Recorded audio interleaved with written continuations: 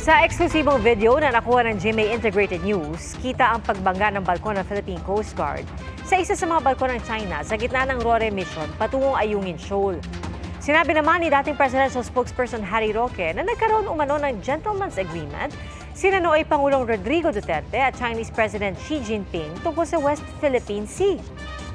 Saksi, sina JP Soriano at Marisol Abduraman. Ang malabagyong lakas ng tubig mula sa pang-water cannon ng China nitong Sabado. Bakas pa rin sa tindi ng pinsalang tinamo ng Unaiza May 4. Basag ang mga salamin, tuklap ang bubong at sira ang dingding. Nasira ang halos lahat ng bahagi ng resupply vessel mula sa kusina at tulugan ng crew. Ito yung billeting area niyo, sir. Pati makakapal na kahoy na nagsisilbing poste sa daanan sa gilid ng Unaiza May 4, bumigay. Sir, anong sukat po nito? 4x4. 4x4 na. 4x4 na raw to, pero ayan o, bumigay pa rin. Sa lahat ng parte ng barko na nasira, itong bridge ang pinakanapuruhan. Nasira kasi ang kanilang CCTV monitor, mga camera, at ang mga navigational equipment. Gaya na lamang nitong GPS, radar, gayon din ang mga radyo at mga satellite phone. Kaya sa ngayon, hindi na muna ito mapapakinabangan. It's not seaworthy.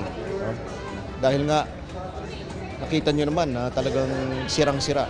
46 meters ang haba at 7.29 meters ang lapad ng Unaiza May 4 na inumpisahang gamitin itong nakarang taon para sa humanitarian mission ng iba't ibang ahensya at sa resupply mission sa Ayungin Shoal.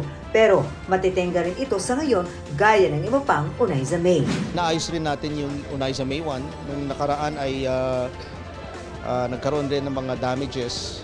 Nung nga pong kami ni Admiral Carlos ang sumakay, binangga kami sa likod. So may damage rin yung... hindi ko masasagot yan. The Chinese Coast Guard is really causing damages to our supply boats. Pero tuloy pa rin daw ang mga resupply mission. Pagtulong-tulong kami kung paano natin gagawin yung mga susunod na mga resupply missions such that maiwasan natin yung mga ganitong insidente na merong nasusugatan. Tuloy-tuloy po yung presence ng ating mga uniformed personnel dito sa West Philippine Sea. At nababantayan natin yung ating sovereignty and our sovereign rights. Abangan ang susunod na kabanata. No, we cannot divulge it. Sa loob ng ilang oras na patintero sa dagat sa pagitan ng mga barko ng Pilipinas at China kasama ang Unaiza May 4, ang PCG vessels na BRP Cabra at BRP Sindangan. Ayon sa PCG, alas 5:30 ng umaga nagsimula na ang pangaharang ng China Coast Guard at Maritime Militia sa dalawang PCG vessel. Pasado alas 8 ng umaga, tanaw ng mga barko ng Coast Guard nang simula ng bombahin ng tubig ang Unaiza May 4. At first, by 8 o'clock, the intention was only to drive away the Unaiza May, to sway her from her path. Kumbaga, ilalayo siya away from moving closer sa Ayungin Shoal. Now, after 10 minutes, by 8:10, we already saw China Coast Guard vessel 21551 doing the direct shot ng water cannon towards UM4. Umabot sa 8 direktang patama ng water cannon ang tinamo ng Unaiza May 4 at dito nagpumilit magpumiglas ang mga barko ng PCG. Sa isang punto, aksidenteng nabangga ng BRP Sindangan ang nakaharang na barko ng China. Hanggang sa huli, maging ang pag-rescue sa mga crew ng Unaiza May 4 na lubhang napinsala na, pilit pa ring hinarang ng China. When BRP Sindangan arrived there, once again, the Chinese Maritime Militia together with the Chinese Coast Guard entrapped itong BRP Sindangan. That's why it's not Sindangan that was able to rescue Unaiza May 4. It's BRP Cabra.